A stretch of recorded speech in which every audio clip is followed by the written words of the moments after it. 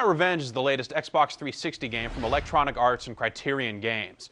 It's basically the same game that was released on the Xbox and PlayStation 2 6 months ago, but it's been bumped up a little bit to match the Xbox 360's increased graphical power, and there have been a few tweaks and tunings done here and there to make some aspects of the game a little deeper and more interesting. The most notable feature is basically the game's presentation. The graphics have been bumped up, and it looks more like an Xbox 360 game.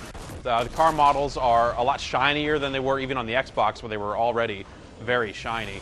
And the car models are a lot more detailed. They also come apart in a much more dramatic fashion. A big thing about Burnout is the way the cars crash, so it's good that they've kind of focused more on that aspect of the game and kind of turned that up. Cars now just kind of blast apart into a million different pieces like it's some kind of crazy over-the-top Mortal Kombat 3 fatality where the cars have 27 rib cages and 3 radiators and all kinds of crazy stuff like that. It's really a sight to see, and it's really interesting to see how well the cars come apart. While the graphics are impressive, the game does still look a fair amount like its Xbox and PlayStation 2 roots. It's good that it's been bumped up, but it might not be bumped up to the level of, say a Project Gotham or some of the games that were designed from the ground up for the Xbox 360. The other big presentational change in the game is the sound. The sound back on the older version was mind-blowing. It's completely amazing. It was like when you hit boost, it sounded like there was a jet taking off in your living room. It was just completely crazy. That said, though, they've taken this game and redone almost all of the sound for it. And the game actually just manages to sound a whole lot better on top of that. When you get into impact time for these slow motion skids where the car is just scraping across the pavement, you just hear that just like every single bump and scratch and just bang up against a wall and just metal on metal when cars collide. All that stuff is just really over the top. And now when you hit boost, it's just like the music practically fades all the way out because it just sounds like you're sitting next to a jet engine or something. It's really mind-blowing how well this game sounds, and especially considering how great the game sounded 6 months ago on the Xbox and PS2. There have been a few other changes here and there. You have things like crash mode, where the goal of the game is to basically, it's like a little puzzle game. You start with a car, and there's traffic going all over the place in front of you, and you need to pick kind of where you want to hit, which car you want to start trouble with, and create this huge multi-car pileup, with the goal being racking up enough dollars in damage to get a gold medal and move on to the next event. On the Xbox and PS2, that was the start of the event was governed by like a golf swing meter. You would hit A to kind of start it and then hit it again to bring it back down. And you'd want to get it near the top to get the best start. Of course, if you didn't get the best start, you would just immediately quit and retry until you got the best start. So it's probably for the best that this whole system was removed for the Xbox 360 version. Now you just get the best start every time. And that's pretty cool.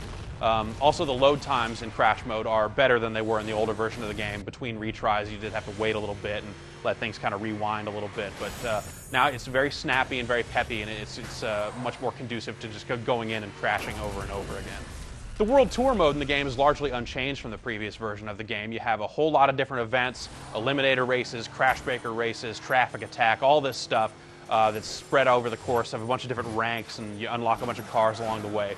It's a pretty exciting process that allows for a lot of visceral thrills. But while the offline mode may be pretty similar to the previous versions of the game, the online mode has seen some changes. Basically, it's what the game calls a long memory. And what they do here is they keep track of rivalries between different racers online. So if you've taken a guy out in a race before and made them crash into a wall, it knows that going in, whether it was 6 months ago or whatever. And it'll let you keep a running tally. If you've taken a guy out again and again, you'll be up by 5 points or something like that. And meanwhile, the player on the other end will see you as a big red target, a big revenge rival that they need to get back at. And they can settle the score just by taking you out once, and that kind of wipes the slate clean and lets you kind of go from there. So you're always kind of settling scores and reigniting old rivalries and stuff like that. It's a pretty cool system that manages to make kind of the interpersonal aspect of the multiplayer just a lot more entertaining. It just feels like there's a lot more going on and a lot more at stake than just finishing first. A lot of the requirements for online have also been changed. You can now kind of pretty much just jump right into any car online. If you lock it at 209 miles per hour for the top speed of the cars, you can get right into the high-end models and really just go after it and at the full high speed. You can also go down to unrestricted and kind of let people pick the car that they want to pick, or lock it at any of the other top speeds of any of the other cars in the game also.